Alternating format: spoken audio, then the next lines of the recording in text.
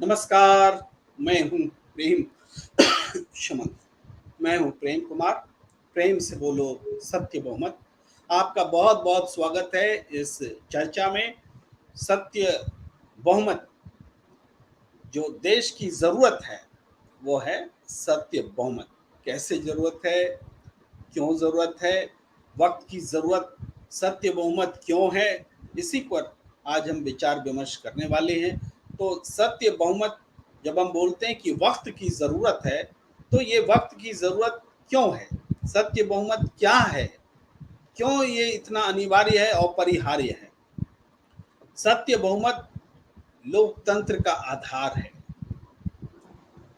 नाम से स्पष्ट है। बहुमत जो सच्चा हो, अगर सच्चा बहुमत नहीं होगा तो लोकतंत्र में सरकार भी सच्ची नहीं बनेगी। और सरकार सच्ची नहीं बनने का मतलब बेईमान सरकार, भ्रष्ट सरकार। तो कोई सरकार जिसको जनता चुने वो बेईमान और भ्रष्ट क्यों हो, सोचने की बात है। कुछ तो कारण होगा कि जनता जिसको चुन रही है तो वो भ्रष्ट क्यों हो। नहीं नहीं नहीं नहीं, हमसे गलती हो रही है। जनता चुन रही है, इसी बात को समझने में हमसे गलती हो रही है। हमें दिखता है, हमें ऐसा लगता है कि जनता सरकार को चुन रही है, लेकिन वास्तव में ये हमारी और आपकी आंखों का धोखा है। जनता इस सरकार को नहीं चुन रही है। जनता जिस दल को सबसे ज्यादा वोट करती है उसकी सरकार बने ये जरूरी नहीं है।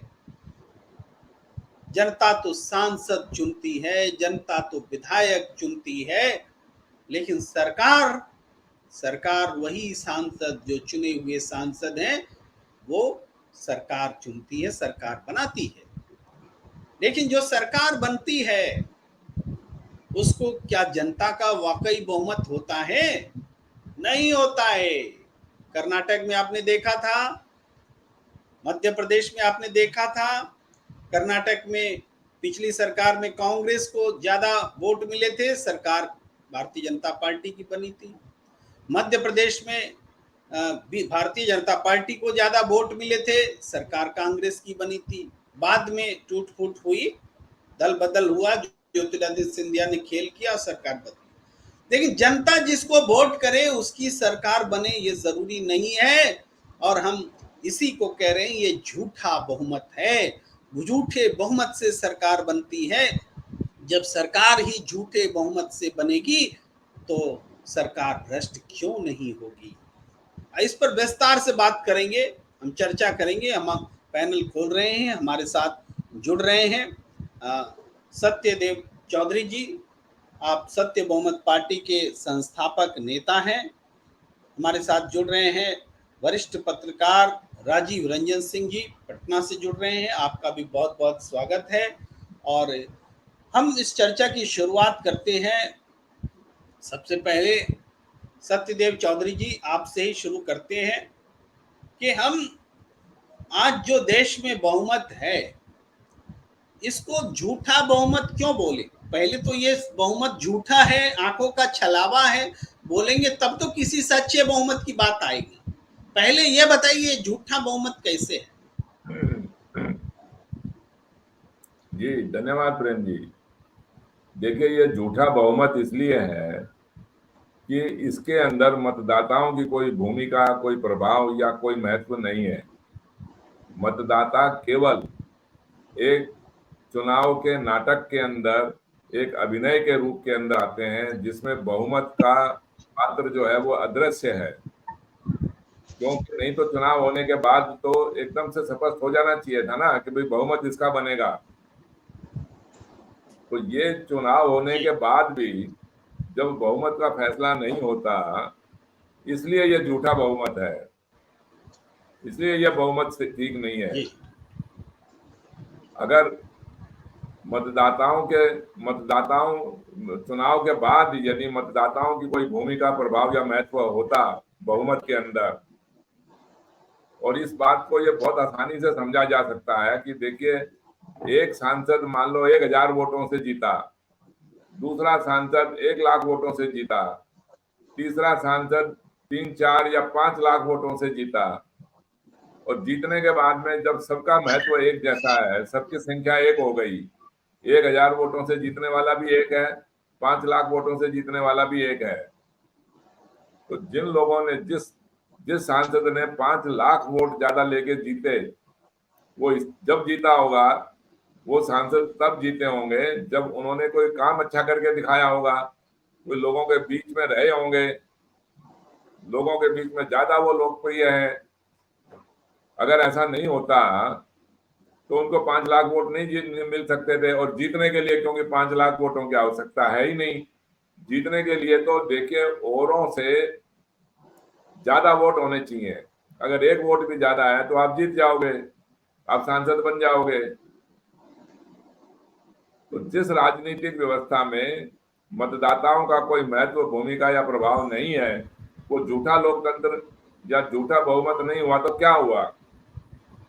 जी, प्रेम जी। मतलब सत्यदेव चौधरी जी, आप कह रहे हैं कि ये झूठा बहुमत इसलिए है क्योंकि जनता जिस सांसद को चुनकर भेजती है, वो जिस आधार पर जीतते हैं और जिसको बहुमत समझते हैं, वो सांसद उसी आधार पर संसद में सरकार नहीं बनाते।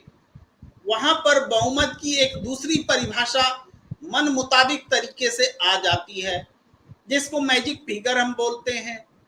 जो पहली दफा 543 का के आधे से एक ज्यादा 272 होता है, लेकिन बाद के समय में जब कभी भी सदन में विश्वास या अविश्वास प्रस्ताव की स्थिति में बहुमत परीक्षण होता है, तब ये मैजिक फिगर उपस्थित सांसदों की के बहुमत के आधे से एक ज्यादा हो जाता है। यानी बहुमत की परिभाषा ही नहीं है।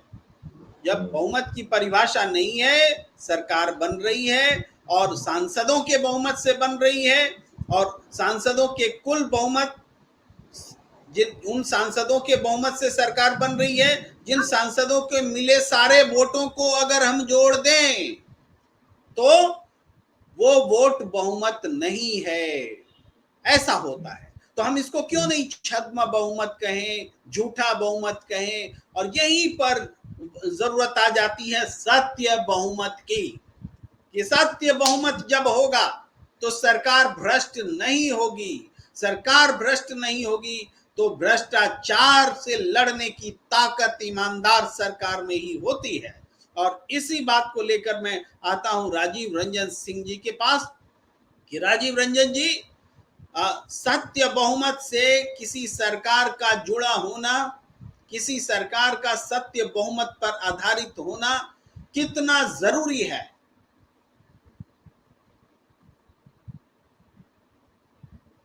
म्यूट कर लीजिए, अपने अनम्यूट कर लीजिए, अनम्यूट।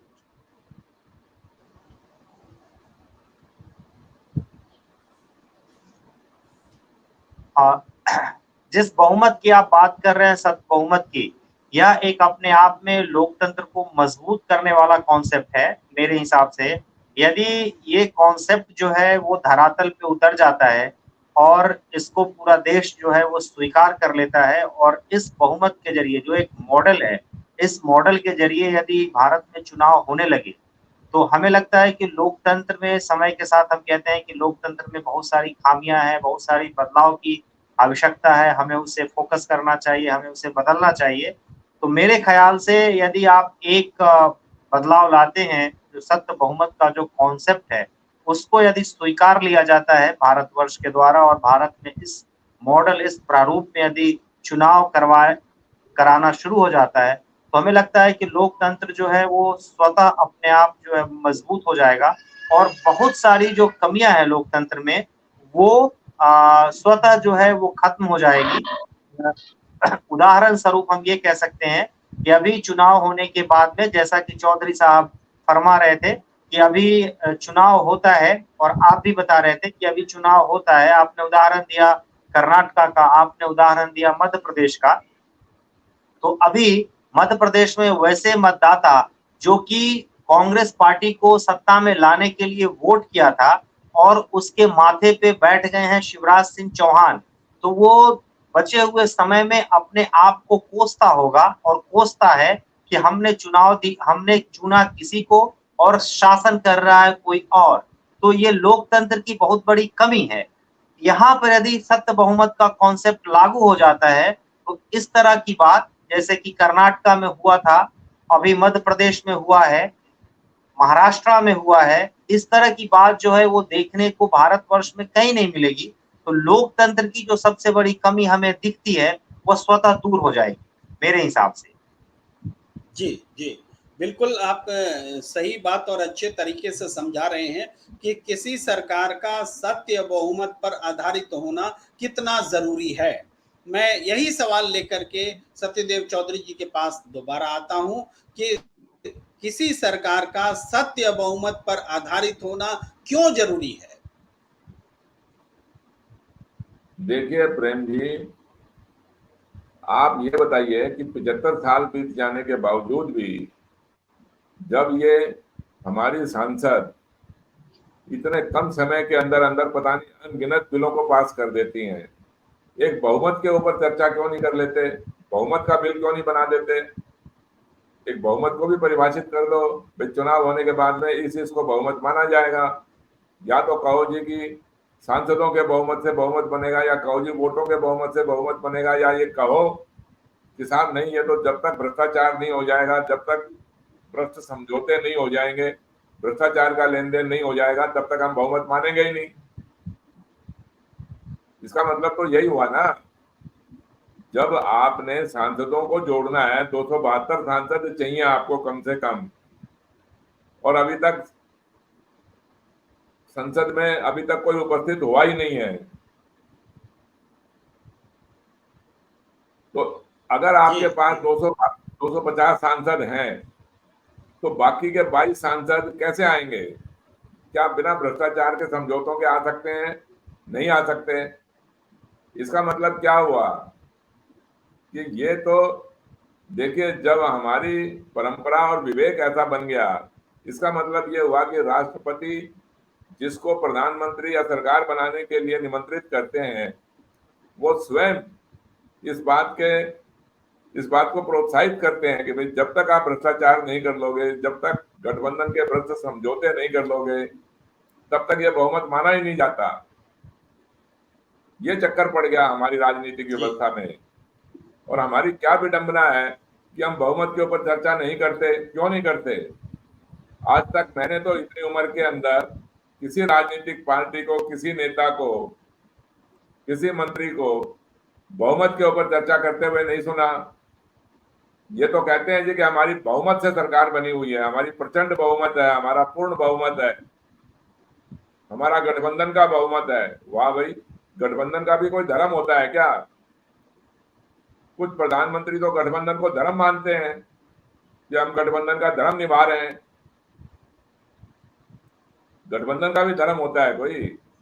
गठबंधन तो जब जो राजनीति गठबंधन की भ्रष्ट राजनीति के ऊपर आधारित हो, वो धर्म कब से हो गया? और इसीलिए सत्यदेव चौधरी जी की राजनीतिक बात से जी, सत्यदेव चौधरी जी आपकी बात से एक बात मुझे याद आ रही है कि अटल बिहारी वाजपेयी जी कहा करते थे कि हम गठबंधन धर्म का पालन कर रहे हैं और इसी कारण से हमारी सरकार की कार्य सूची में राम मंदिर का मुद्दा नहीं है, कॉमन सिविल कोड नहीं है, धारा 370 नहीं है, क्योंकि हमारे गठबंधन के सहयोगी दल ये नहीं चाहते कि ये मुद्दे रहें। ये अटल बिहारी वाजपेयी जी का कहना होता था। तो उस समय तो चौधरी साहब किसी तरीके से ये गठबंधन धर्म सही लग रहा था कि ऐसे विवादास्पद मुद्दे नहीं है, क्योंकि जनता का बहुमत नहीं है इन मुद्दों पर। जी, तो ये इसका मतलब मजबूरी की राजनीति हो गई ना। मान लो हम चाहते ही हैं कि भाई 370 हटे, राम मंदिर बने, लेकिन फिर भी हम इसलिए नहीं कर पाते कि हमने एक ऐसे बहुमत को जन्म दे रखा है, एक ऐसे बहुमत की हमने मजबूरी अपने गले में डाल रखी है। क्या जरूरत है इसकी? इसके बदले में आप ये क्यों नहीं कह देते कि भाई जिसके सबसे ज्यादा वोट होंगे उसका बहुमत माना जाएगा? ये गठबंधन का, भ्रष्ट राजनीति का, समझौतों का, ये तो चक्कर खत्म हो जाएगा। इसकी जरूरत क्या है? बिल्कुल आप बहुत सही बात कह रहे हैं कि काश उस वक्त अटल बिहारी वाजपेयी जी ने भी इस सत्य बहुमत की जरूरत को समझा होता और मजबूरी का आवरण ओढ़ने के बजाय ये कहा होता कि बहुमत की परिभाषा वैसे ही सरकार बनाने में होनी चाहिए जैसे किसी जनप्रतिनिधि के चुने जाने में होती है, यानी जिसको ज्यादा वोट मिलता है वो सांसद होता है, तो जिस पार्टी को सबसे ज्यादा वोट मिले उसकी सरकार बननी चाहिए। ये बात अगर हिम्मत के साथ कह दी गई होती तो मजबूरी के गठबंधन की सरकार चलाने की आवश्यकता न अटल बिहारी वाजपेयी जी को होती और न बाद के दौर में वो जनता दल वाले युग में जनता नामधारी पार्टियों को हुई होती। मैं सीधे ओमनाथ जी के पास आना चाहता हूं। ओमनाथ जी, वक्त की जरूरत है सत्य बहुमत। जो सरकारें चल रही हैं वो सत्य बहुमत पर आधारित नहीं है, भ्रष्ट बहुमत पर आधारित है। भ्रष्ट को मैं इन्वर्टेड कॉमा में बोलता हूं। भ्रष्ट का मतलब सिर्फ भ्रष्टाचार नहीं होता, भ्रष्ट का मतलब अनैतिक बहुमत बोलते हैं, गलत बहुमत बोलते हैं। हम बहुमत जिसको बोल रहे हो वो बहुमत है ही नहीं। सरकार जिस बहुमत का दावा करके बनती है वो वास्तव में बहुमत होता ही नहीं। जी ओमनाथ जी। देखिए प्रेम जी, ये एकदम बिल्कुल सही बात है कि सत बहुमत पे आधार पे अगर चुनाव अगर डे वन से हुआ होता तो आज हम लोग इस पे चर्चा ही नहीं कर रहे होते और हम लोग जिस स्थिति में आज हैं वो नहीं रह पाते। आपको हम थोड़ा सा मैंने भूमिका के लिए एक उदाहरण बताते हैं। हम बिहार से आते हैं। बिहार में अब पूरे भारत में जब कहा जाता है कि भारत एक कृषि प्रधान देश है, लेकिन बिहार में क्या हुआ कि आज के डेट में वर्तमान स्थिति ये है कि अगर हम 10 बीघे माने 10 बीघे के अगर जोत वाले के हम किसान हैं और कोई 5 बीघे का किसान वाला है, तो वो अगर फसल उपजाता है 5 बीघे वाला तो वो अपने भरण पोषण के लिए, और हम अगर 20 बीघे वाले हैं चाहे 100 बीघे वाले हैं, हम भी अपने भरण पोषण के लिए ही उगा रहे हैं। हमको मेरे पास उतना कोई सोर्स नहीं है, पैसा नहीं, सोर्स मतलब आर्थिक इनकम का, कि हम माने पूरे 100 बीघे में उपज पैदावार कर सके। तो ये स्थिति में कौन पहुंचाया है? जो पूर्ववर्ती सरकार रही है वही लोग तो पहुंचाए हैं ना।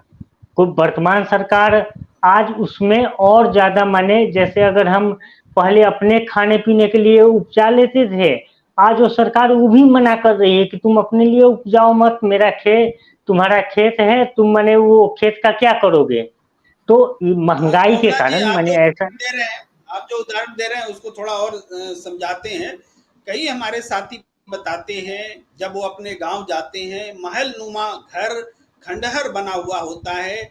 क्योंकि उस महल की रख रखाव का खर्चा निकालने में उसमें रहने वाला उस महल का वारिस हो सकता है उसके पूर्वज बहुत अमीर रहे हो और आज उसके पास उस महल को मेंटेन करने का खर्चा नहीं होता। ये हालात हैं। तो कहने का मतलब है गरीबी बढ़ी है। हाँ बोलिए प्रेम जी, आप जो बोल रहे हैं वो मेरे हम अपना उदाहरण बता रहे हैं।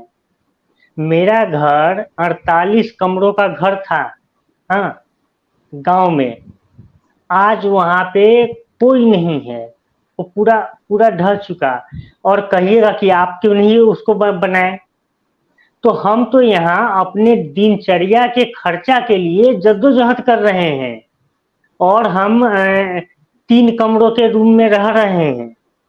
बताइए तो हम क्या माने, आप जो उदाहरण बताए उसके साक्षात हम बैठे हुए हैं। अपने विषय पर लौटते हैं ओमनाथ जी। हमने हालात बयान कर दिए, हमने बिल्कुल को बयान माने कर नहीं, आपके बातों को सत्यता देने के लिए एक मैं खुद हूँ। मेरा घर वहां पे था, वो हम लोग नहीं बना पाए क्योंकि हमारे बात आगे बिल्कुल बढ़ते हैं बिल्कुल ओमनाथ जी, आगे बढ़ते हैं। हम बात कर रहे हैं वक्त की जरूरत है सत्य बहुमत। एक बार फिर मैं राजीव रंजन सिंह जी के पास आता हूँ। राजीव रंजन जी, हम क्यों बोले कि ये वक्त की जरूरत है? चलिए और 75 साल देखते हैं, मोदी सरकार हटा करके राहुल सरकार लाते हैं। जी तो राहुल सरकार लाएंगे तो राहुल सरकार के तो दादाजी भी थे, दादी जी भी थी, दादी जी थे या नाना जी भी थे, तो उससे क्या बदल गया? सरकार बदल देंगे तो उससे क्या हो जाएगा? नीति तो इतना इतना अरे इतना बैर है तो चलिए नीतीश सरकार लाते हैं दिल्ली में, चलिए हटाइए राहुल, नीतीश नीतीश सरकार सरकार तो नीतीश सरकार तो 17 साल से बिहार में है। अभी बिहार में बारिश हो रही है, पटना में आके देखिए क्या हाल है। अरे तो चलिए सरकार शरद पवार बदलने में सरकार ले आते हैं, शरद पवार तो सरकार ले आते हैं। महाराष्ट्र में 4 बार रहे हैं ना मुख्यमंत्री शरद पवार साहब। मुंबई में बारिश होती है तो क्या स्थिति होती है? हम तो मुंबई में रहे हैं बारिश में। 2007 में अच्छा बारिश हुई चलिए, थी, चलिए पूरा ममता मुंबई ममता का मुंबई सरकार बह लाते गया हैं, था। वो तो मंजूर होगा। ममता सरकार इस लाते हैं आपको, ममता सरकार लाते हैं तो मोदी सरकार, ममता सरकार। ममता बनर्जी भी तो 10 साल से वहां पे मुख्यमंत्री। कहने का मतलब कुल मतलब ये है कि सर आप सरकार बदल देंगे, सरकार की नीतियां मिला जुला के एक ही जैसी होती है। सरकार बदलने से नहीं होगा, उसमें यदि देश को बदलना है तो मेरे हिसाब से आमूल चूल परिवर्तन लाना होगा। जो कि अन्ना हजारे का जो आंदोलन हुआ था, तो अरविंद केजरीवाल साहब क्या कहते थे कि हम जब आएंगे तो पूरा हम व्यवस्था को परिवर्तित कर देंगे, व्यवस्था का परिवर्तन हो जाएगा, व्यवस्था को परिवर्तित करेंगे तभी जाके बदलाव आएगा। तो सत्य बहुमत का जो कॉन्सेप्ट है चौधरी साहब का, वो तो व्यवस्था बदलने की ही बात है ना। जब सत्य बहुमत से जो कॉन्सेप्ट है, एक मॉडल है, इसको यदि आप लागू करें। जी क्या कह रहे हैं ओम जी? हाँ, ओमनाथ जी कुछ बोलना चाह रहे हैं? देखिए, हाँ बिल्कुल, सखदेव चौधरी का व्यवस्था परिवर्तन के साथ साथ वोटरों को अधिकार देने की बात हो रही है। वोटर जो चाहेंगे उसकी बात हो रही है। यहाँ पे सिर्फ व्यवस्था चलिए परिवर्तन और पॉइंट आउट सरकार करने के लिए परिवर्तन की बात धन्यवाद। नहीं हो रही है। हाँ, पॉइंट आउट करने के लिए व्यवस्था धन्यवाद परिवर्तन, जी राजीव जी। मैं ओमनाथ जी की बात को आगे बढ़ाता हूँ। ये बात बिल्कुल सही कह रहे हैं। व्यवस्था परिवर्तन का एक हिस्सा है वोटर को अधिकार देने का, वो उसी के अंदर आ जाएगा ना, उसी के अंतर्गत आ जाएगा। वो सही फरमा रहे हैं। मतलब आप भी तो कहने सहमत का हैं राजीव रंजन जी, आप सहमत हैं उस बात से भी जो ओमनाथ जी बोल रहे हैं, आप भी वही बोलना चाह रहे हैं जी? हाँ, क्योंकि व्यवस्था परिवर्तन होगा तो उसमें बहुत सारे परिवर्तन होंगे ना। तो उसमें से एक परिवर्तन यह भी है कि वोटर को हम ताकत देने जा रहे हैं। वोटर के जो एक वोट का जो मूल्य है, वो अचानक से उसका मूल्य बढ़ जाएगा। अभी कोई वोटर जो है अपना वोट देता है चुनने के लिए कमलनाथ साहब को मुख्यमंत्री बनाने के लिए, लेकिन उसके सर पे शासन करने कौन लगता है? शिवराज सिंह चौहान।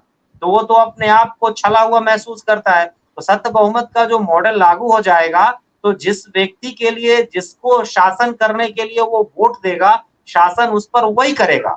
इसका सीधा सा फॉर्मूला है। तो यह तो इतना बड़ा परिवर्तन होगा। तो कुल मिला के ये है कि यदि आप जैसे आपने कहा कि 75 साल और देते हैं, तो देने के लिए तो कोई दिक्कत नहीं, दे सकते हैं, लेकिन परिवर्तन तो कुछ होगा नहीं। हमारे और आप जैसे कि अभी आप लोग आपस में बात कर रहे थे, ओम साहब जो है वो बता रहे थे कि उनका कैसे 48 कमरा का मकान था, आज वो उसको मेंटेन नहीं कर पा रहे हैं। तो इस तरह के कितने महल जो है वो खत्म हो गए, और आने वाले 75 साल में और कितने महल जो है वो खत्म हो जाएंगे। इससे कुछ होगा नहीं। इसलिए व्यवस्था परिवर्तन की बहुत ही आवश्यकता है। ये समय जो है, जैसे कहते हैं ना, मोदी साहब ने क्या कहा कि ये समय था चंद्रयान पर भारत को जाने का। इससे तो हम लोग 10 साल बाद भी जा सकते थे, लेकिन मेरे ख्याल से ये समय की सही डिमांड है। यहाँ पर यदि हम परिवर्तन कुछ करते हैं तो मोदी साहब की बात मान लेते हैं, जो कह रहे हैं कि हम 25 साल में विकसित भारत बना देंगे। तो ये यदि आप परिवर्तन ले आते हैं ना लोकतंत्र में, ये जो मॉडल है सत्य बहुमत का, तो ये 25 साल, हमको लगता है कि 25 साल से पहले 15 साल में ही भारत हमारा विकसित हो जाएगा। इसलिए हमको लगता है कि मोदी साहब को भी यदि वो भारत को विकसित बनाना चाहते हैं तो देखिए उनको भी ये राजीव मॉडल जी, एक्सेप्ट कर लेना जी चाहिए। जी जी राजीव जी, बहुत अच्छी बात आप कर रहे हैं। मैं सत्यदेव चौधरी जी के पास आऊंगा। मैं आता हूँ जी, आता हूँ। लेकिन जो बात आप कह रहे हैं राजीव जी, उसमें जो विकसित भारत का मतलब क्या?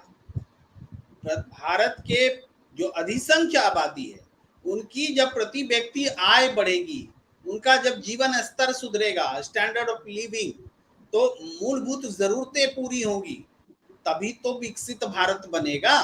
क्या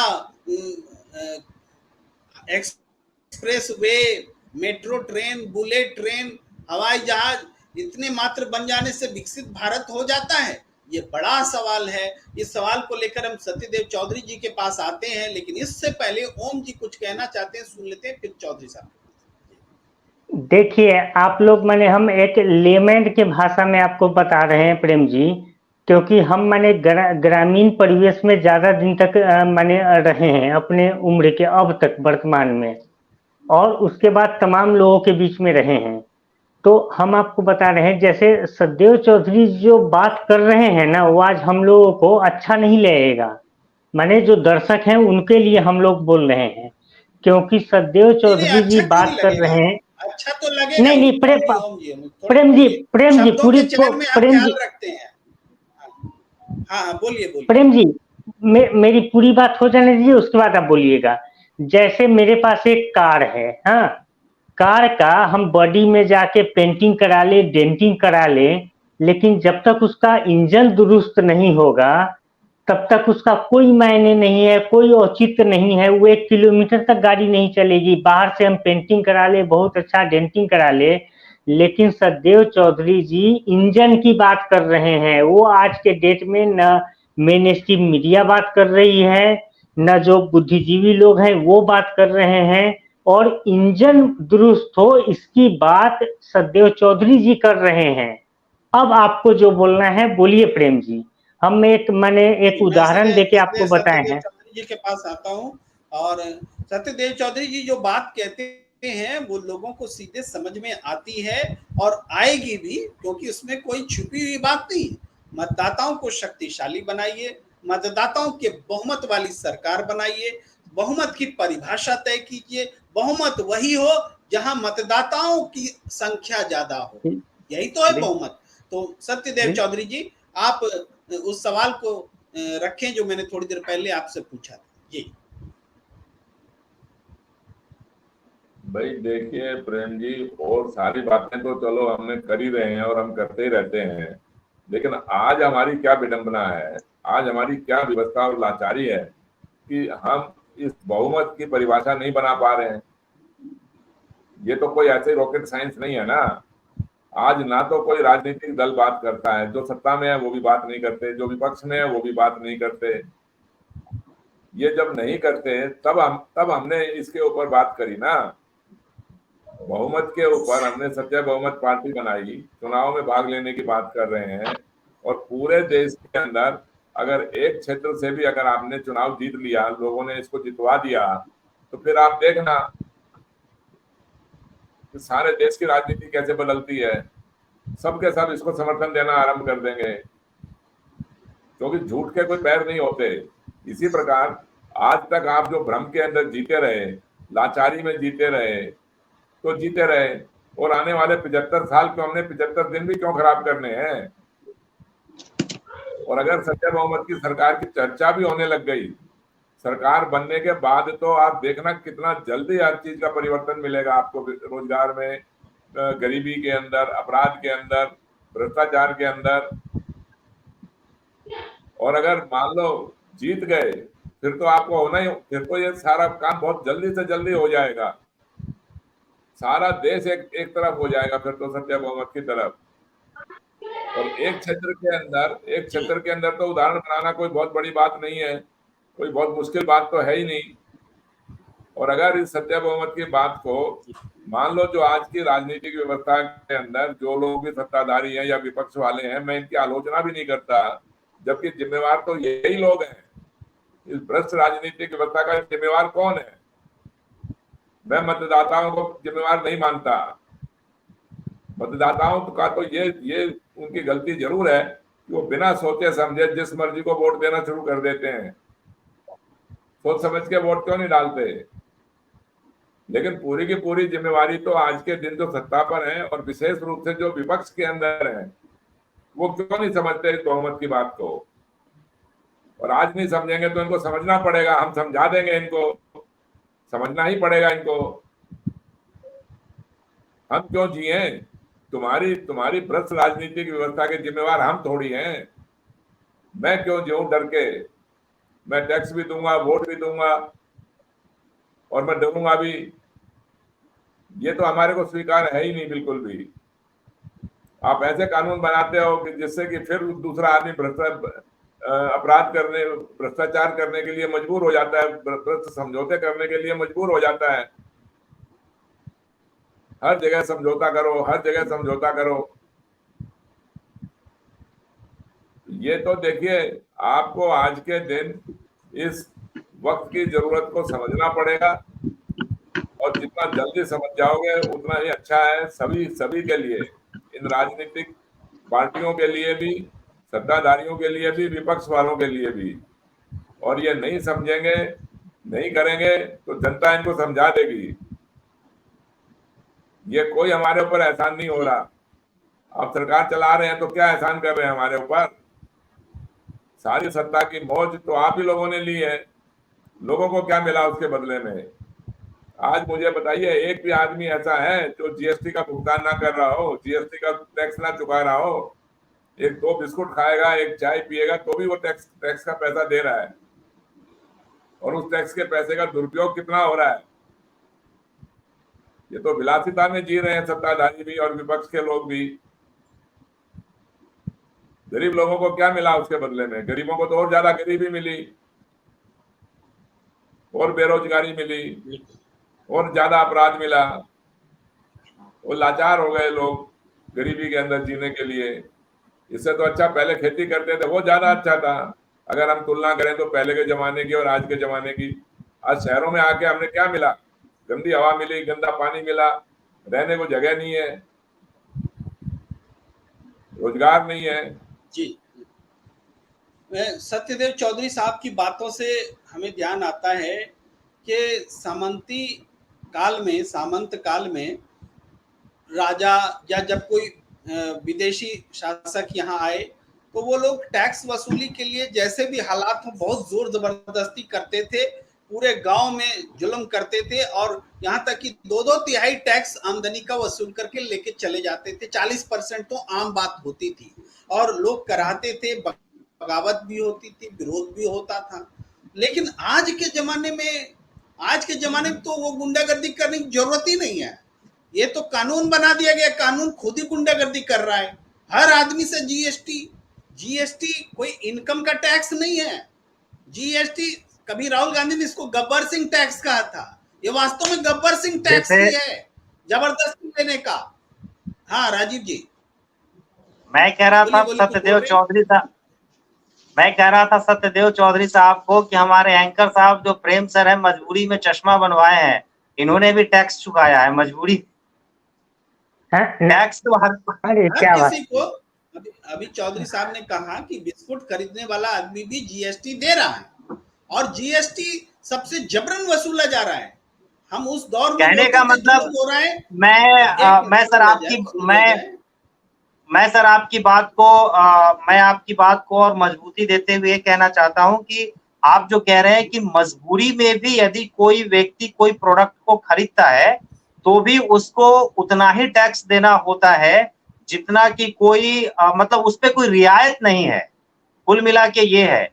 जैसे मैंने उदाहरण दिया कि यदि कोई चलिए मैं राजीव जी मैं तो बस कंप्लीट करता हूँ, आता हूँ आप लोग के पास में। तो हम इस बात को बोलते हैं, दवा खरीदने जाते हैं। दवा तो कोई मजबूर आदमी खरीदता है ना, बीमार आदमी खरीदता है ना। दवा में देखिए पूरे 18% टैक्स बनाए हुए हैं, और दवाओं में ऐसा भी नहीं कि सब कुछ दवाएं जरूर छोड़ी गई हैं, लेकिन ज्यादातर दवाओं में दवा के उपकरण, अगर हाथ पैर टूट जाए और कुछ खरीदने जाना पड़े उसमें भी वैसे ही टैक्स है, जीएसटी है। तो ये जो सिस्टम बनाया गया है, चूंकि जनता के प्रति कोई जवाबदेही नहीं है। हम यहाँ पर आना चाहते थे इन उदाहरणों के साथ कि जनता के प्रति कोई जवाबदेही नहीं है। सरकार बन गई, अब सरकार चलाने का फार्मूला मिल गया, सांसद जोड़ लेंगे, उससे गठबंधन कर लेंगे, सरकार तो बनी जाएगी हमारी। तो जनता के प्रति कोई जिम्मेदारी नहीं है। जनता पर जीएसटी लाद दो, वो कराएगी, जितना कराएगी उतना कभी संगठित नहीं हो पाएगी। जितना मजबूर होगी, लाचार होगी, उतना हम रौंद कर शासन कर सकेंगे। ये जो हिटलरवादी सोच है, ये सोच डेमोक्रेसी को खाए जा रही है, और यही जो भ्रष्ट बहुमत से बनी सरकार के कारण हो रहा है। और इसी वजह से वक्त की जरूरत है सत्य बहुमत।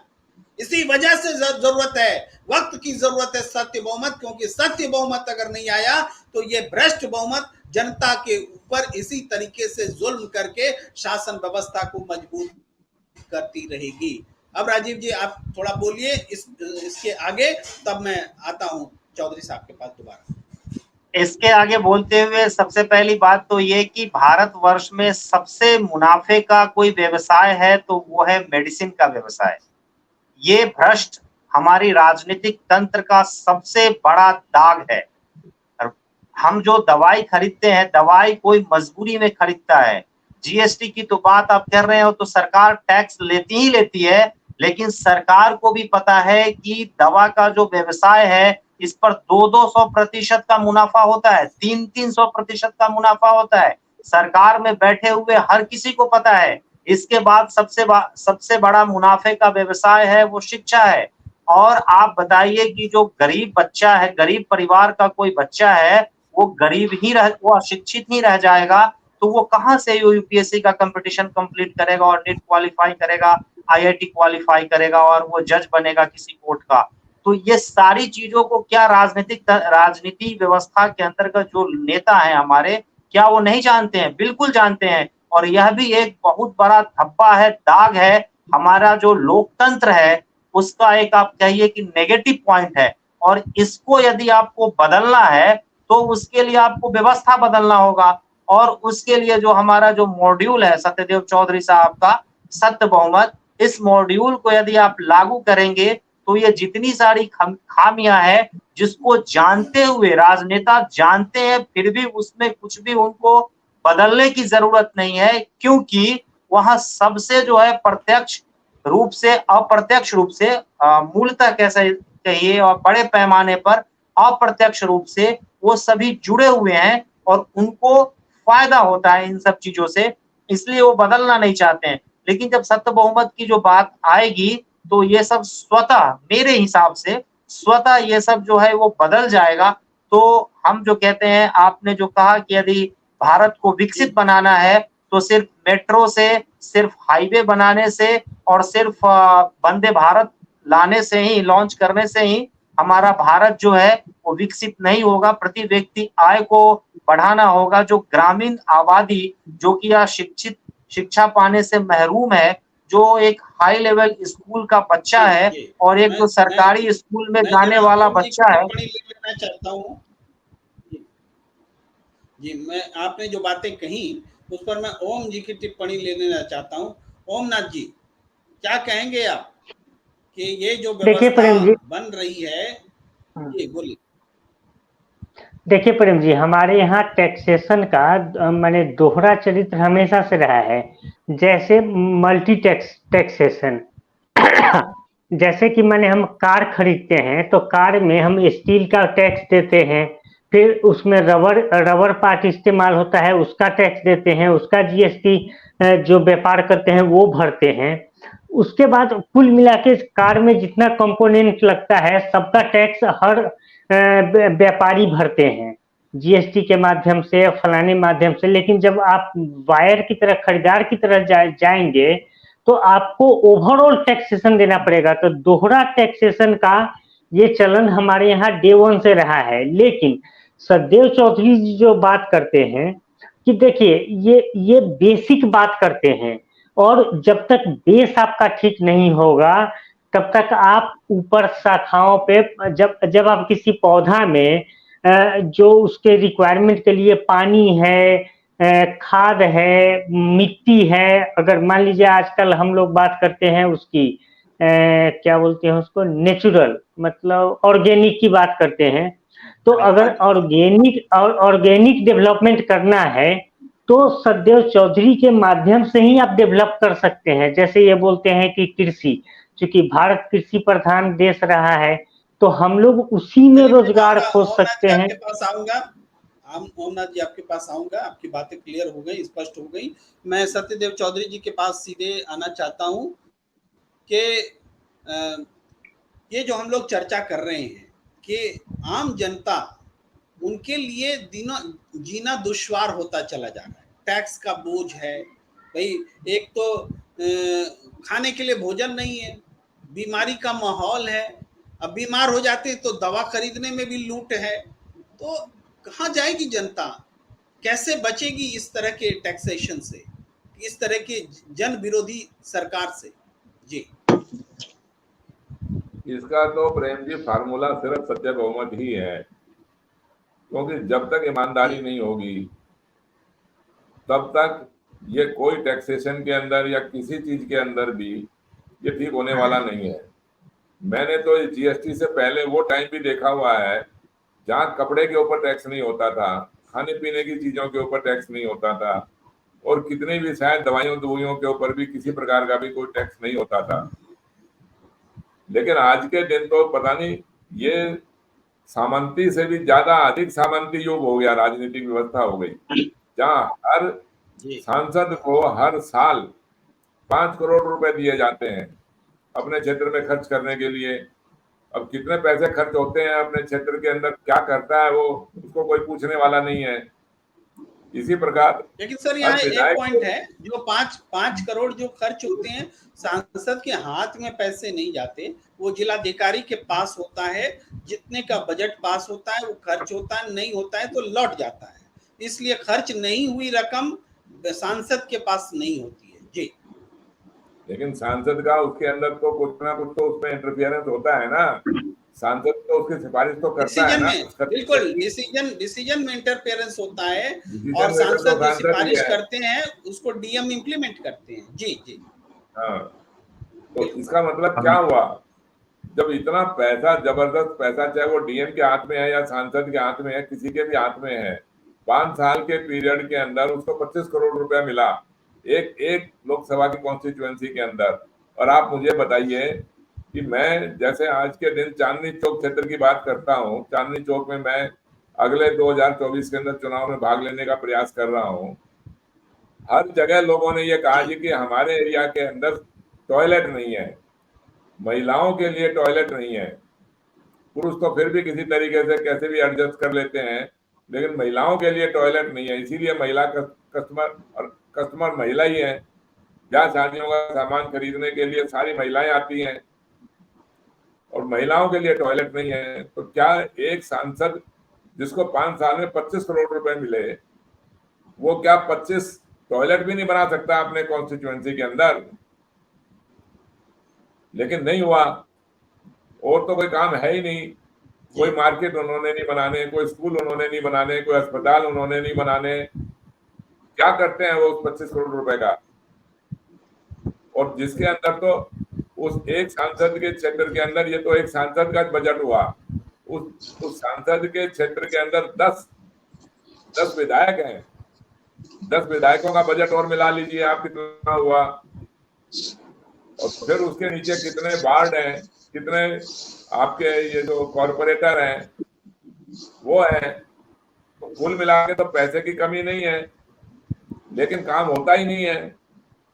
सारे का सारी व्यवस्था तो हवाले हो गई भ्रष्टाचार के। ईमानदार से ईमानदार आदमी भी जब तक भ्रष्टाचार नहीं कर ले तब तक इस राजनीतिक व्यवस्था में जिंदा नहीं रह सकता। ये तो साहब इतना मतलब साफ तौर पर राजनीति है, सांसदों के बहुमत की राजनीति ने तो लोगों को इतना लाचार, इतना विवश और इतना मजबूर कर दिया भ्रष्टाचार को सहन करने के लिए। जो भ्रष्टाचार नहीं करना चाहता वो भी भ्रष्टाचार से समझौते करता है, न चाहते हुए भी भ्रष्टाचार की चपेट में आ जाता है। की ओर इशारा कर रहे हैं, बहुत गंभीर स्थिति की ओर इशारा कर रहे हैं सत्यदेव चौधरी जी, कि भ्रष्टाचार का आलम ये है कि ईमानदार लोगों को भी भ्रष्ट तौर तरीके देखने के लिए विवश होना पड़ता है, धृतराष्ट्र बनना पड़ता है। तो आंखें मूंद ले और भ्रष्टाचार होने दे, उसमें शामिल प्रत्यक्ष रूप से ना हो लेकिन अप्रत्यक्ष रूप से तो हो ही जाता है। तो ये स्थिति बनी है सिर्फ इसलिए क्योंकि सांसदों के बहुमत से ये व्यवस्था चल रही है, जनता के सही मायने में वोटों से सरकार नहीं बन रही है, और यही हम सबकी साझा चिंता है। और इसी चिंता के साथ हम नियमित रूप से आपसे चर्चा करते हैं अलग अलग विषयों पर, अलग अलग संदर्भों में। लेकिन बात यही कि लोकतंत्र कैसे मजबूत होगा, आज की चर्चा को यही विराम देने का वक्त। आप सबका बहुत बहुत आभार, सत्यदेव चौधरी जी, राजीव रंजन जी, ओमनाथ जी और तमाम दर्शक जो हमारे साथ लगातार जुड़े रहे, आप सबका बहुत बहुत आभार। नमस्कार।